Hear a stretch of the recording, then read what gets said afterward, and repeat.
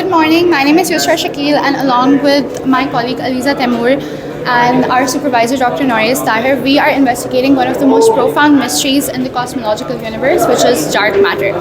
Dark matter consists of a lot of candidates, namely WIMPs, which are weakly interacting massive particles, and primordial black holes. We are investigating primordial black holes. Primordial black holes are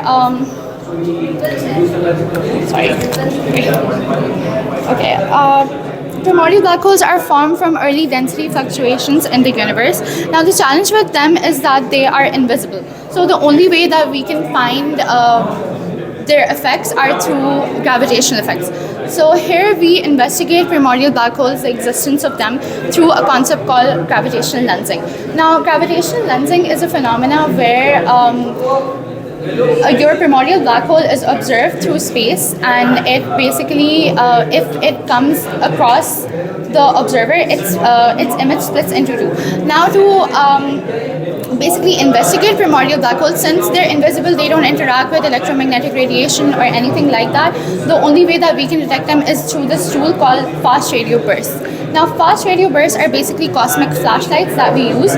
They are ideal probes due to their millisecond duration and cosmological distances. Because they travel so far away from distant galaxies, they are ideal probes for detecting primordial black holes. Now, basically what happens is that we're the observer on Earth.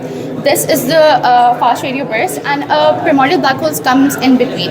Now, what happens is that the fast radio burst interacts with the primordial black hole, and it lenses the primordial black hole. And it lenses such as it splits the fast radio burst into two time-delayed images, and we can then observe these time-delayed images from Earth. And we use this mathematical framework to find out the time delay. We have our Einstein radius, which basically investigates the lens plate. This is the radius of the lens plate, and then we find out the time delay, which is the delay of these two images, and then we find the magnification ratio of both of these images right here. So basically, first of all, we will set the astrophysical input. We will set the stage. We will find the Hubble parameter, which will govern the expansion of the universe, which will basically tell us the volume of the primordial black holes existing. Then we go for the Macquart relation, which is basically we sum up the redshifts to find out the total redshifts in the intergalactic medium. And then finally we do statistical interference, which is basically we sum up the whole lensed candidates. We're summing the whole lens candidates from the source to the path length, and then we find the expected event count, which is the whole probability. We sum it up.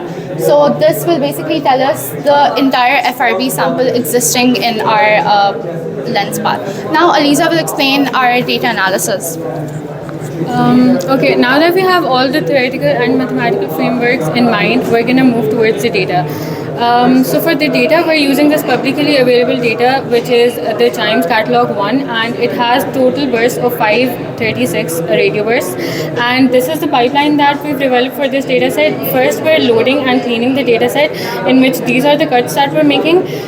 We're excluding this column that is equal to 1. We're only taking the one that's equal to 0. We're also removing the dispersion measure that is less than 1,000. We're only keeping the SNR, the sound to noise ratio, that is greater than or equal to 12, and then we're taking the brightest burst from the repeaters, where we apply this deduplication theorem, and we're left with 270 sightlines. Now with these 270 sightlines, we apply all these mathematical equations on this. We infer the redshift, we compute the rate, we sum up these sightlines, and then we constrain this the fraction of dark matter in this mass range using this Poisson statistics. And these are the results that we get. So instead of the mass range of primordial black holes being all the way from 10 raised to power -4 to 4, we have constrained them only into this range.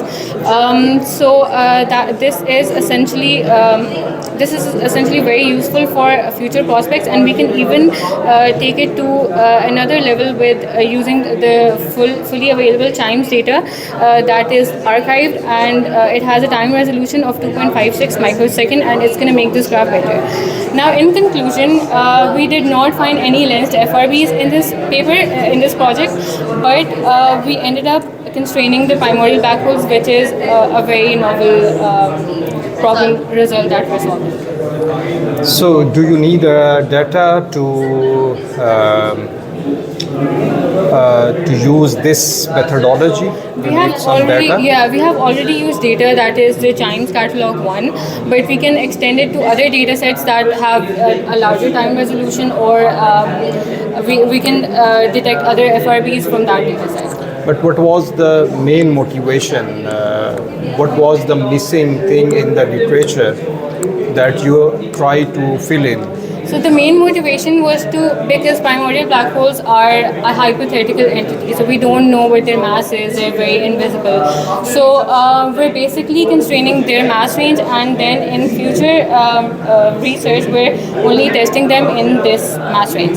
So we have constrained the mass range of primordial black holes from this mass range into this mass range. Yeah, because they're a very mysterious entity. Like, we don't really know. Like, they're more of a myth right now. So this is a very novel project in the sense that, you know, we're moving from mystery and mythology to, you know, real data. So if you ask anyone, if you ask any astronomer about primordial black holes, they won't be really sure, because it's just a theory, and a very far-fetched one at that. But we're basically, you know, analyzing real data, and we're using real constraints to actually show that if they even exist or not. What is the current status of this theory of dark matter, where people say that 25% or maybe more, not 25%, 85%. probably 75% Yes. is the dark matter. So what about that theory? What is the current status of that? I just want to learn that. The consensus is that dark matter definitely exists, because there are so many reasons why it could exist. So for example, gravitational effects, like spiral galaxies for example. जैसे हमारी Galaxy के अंदर जैसे Neptune है, वो ज़्यादा slow rotate करता है as compared to Mercury, and that makes sense because of gravitational effects. But in a lot of spiral galaxies the opposite happens. जो सोलर चीज़ें होती हैं, क्लस्टर्स होते हैं, गैलेक्सी से क्लस्टर्स पे एंड पे चीज़ें होती हैं, वो भी एज फास्ट मूव कर रही होती हैं as compared to at the centre. तो ये ग्रेविटेशनल इफेक्ट से वैसे पॉसिबल नहीं है. तो इट मीन्स कि there must be some gravitational glue holding it together. तो एक ये चीज़ डार्क मैटर की तरफ बहुत ज़्यादा इशारा करती है. दैन सेकेंड, आपकी जो कॉस्मोलॉजिकल माइक्रोवेव बैकग्राउंड रेडिएशन है, वो भी बहुत कहती है, because it does not make sense कि बिग बैंग के बाद एकदम से ये सारे क्लस्टर्स जो हैं वो इकट्ठे हो गए हैं. इट मस्ट मीन कि there must be some entity, some mysterious entity holding all of our universe together, जिसकी वजह से बिग बैंग के बाद एकदम से ये क्लस्टर्स बन गए और एकदम से हमारे सोलर गैलेक्सीज एग्जिस्ट करना शुरू हो गए. तो there are lots of things which point towards dark matter being a viable candidate. तो general consensus among scientists is that it definitely exists, but what constitutes dark matter, how is it formed, how does it interact, these are fundamental questions which bother us, and this is why we do our experiments.